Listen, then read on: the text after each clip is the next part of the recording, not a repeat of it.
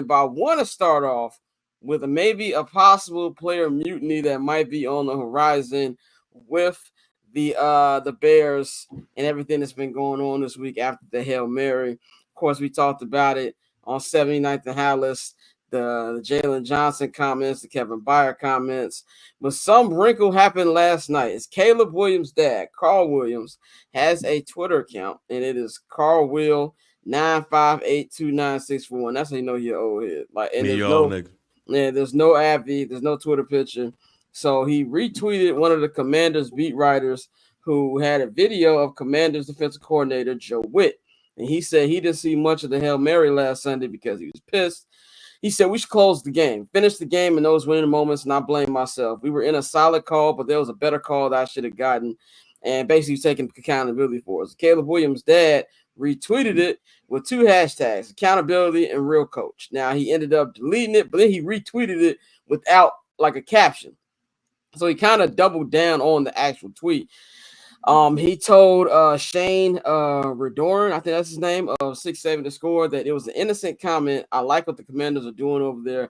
I know some of these guys has nothing to do with the Bears, man. Now, I just want to say this. First of all, I was born, but I wasn't born yesterday, my nigga. We knew what she was trying to say about it, and I have no problem with it. I stand with Carl Williams because I'm with him on the accountability thing and, real coaching thing, because obviously the Bears don't have that, and they haven't had that in 12 years since Lovie Smith left the building. So I definitely agree with him on that. But this is something to me where I feel like the Bears got to be very careful about. Now, I do believe the Carl Williams factor has been slightly overrated for how much presence that he would have. I cover the team on a regular. Outside of game day, I never see him. It's from other people I've heard the same thing. We don't ever see him. He's just being a good father and just laying around, laying low. This is the second time we've had a father speak out on their child who is on the Bears and coaching. Of course, we know Rome Odunze's dad did early in the season talk about when Rome is open and things like that. And I guess those were like shots of Shane Waldron. To me, I feel like this game is very, very important because the things that we're hearing from these players and people outside of it is that Matt Eberflus doesn't know what he's doing. Obviously, if you have eyes and you watch these games, you agree. But I want to know what Ryan Poles is thinking. I've been saying this all week. I want to know what's going on in his head. What kind of conversations are being had over this thing right now? Where I feel like if they win on Sunday, you can save a lot of this trouble and you're right back on the right track. Got an easier game coming up to Sunday after that against the New England Patriots before you hit on that gauntlet where you got all NFC teams, 6 of them being against your division, the other 2 being against teams that you're going to be battling for the wild card, the San Francisco 49ers and the Seattle Seahawks. If you win, then it's on to the next one. But if you lose, you can have a mutiny here, and things can get really, really rough when these players start tuning out Matt Eberflus. So this is not something that I feel like Caleb told him to say. This is something where I feel like he just went gung-ho and said it. I don't believe it had nothing to do with it. Nothing. You didn't tweet that with those hashtags if you weren't trying to be messy a little bit. And I really want to know what's going on with that. I'm gonna go to Mikey first, man. Mikey, what do you think about the Carl Williams tweet? And do you think that a player mutiny could be on the horizon if they don't get what they need to do this weekend? Yeah, I do, just because the 2 previous seasons under Eberflus and Ryan Poles, there were some tough losses. Obviously, you had a 3-win season, a 7-win season, and last year they had some expectations, but none bigger than what they had going into this season. When you think of the talent that they added, when you think of them revamping the quarterback room with Caleb Williams, adding Rome Odunze, trading a 4th-round pick for Keenan Allen, this team just screams.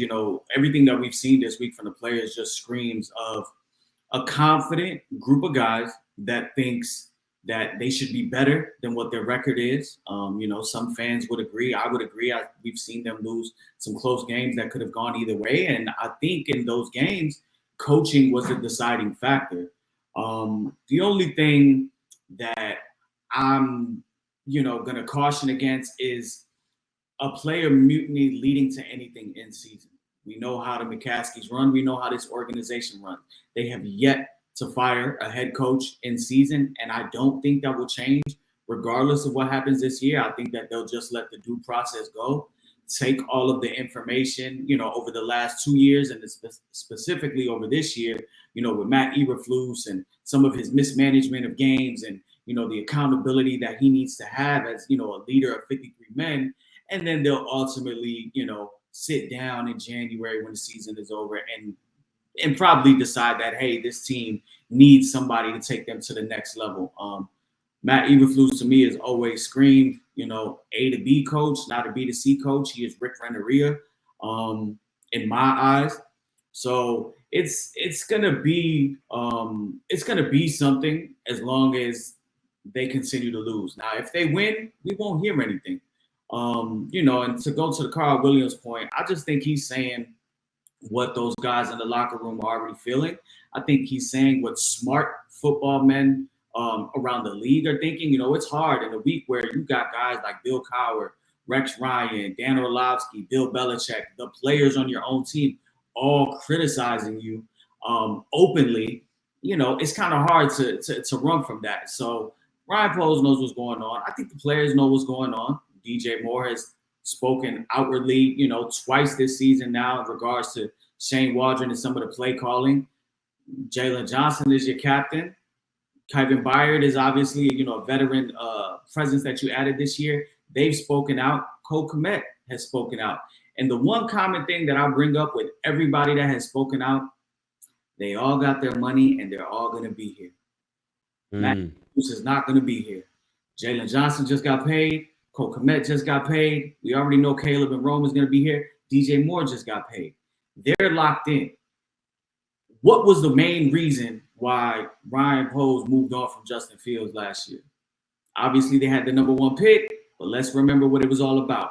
It came down to money, and we're going to have to decide if we're going to pick up this option, if this is somebody that we're going to have to pay. Well, what's happening next year? Matt Eberflus is going into his last year. It's going to come down to money once again, and I think once you have the opportunity to come out of it and get somebody better, I think that's what they do. Bang, man, what you think about this? You didn't know about this right when it happened until we told you about it. But do you think that this tweet means that much? And do you think that, Eberflus is walking on thin ice with the locker room right now? First of all, we could just end the show right now because Mikey basically just killed it. Okay, I didn't even realize that everybody that was talking is getting paid. I didn't even realize that. I thought it was just the locker room talking. But Maddie is 1,000% right, because the people that's going to be around, not just the people that's going to be around, and technically not just the people that got paid, it's all of the leaders. Like Mikey said, it is every captain has spoken up, basically. Cole Kmet, who the tight end is supposed to be one of the quietest niggas on the team. Let's be real. Tight end is supposed to be one of the quietest niggas on the team. He had something to say. And when you think about it, this is 2 years in a row of this. Because last year, we was having the same conversation about Matt Eberflus. It's just something about this team under his leadership. When they lose bad.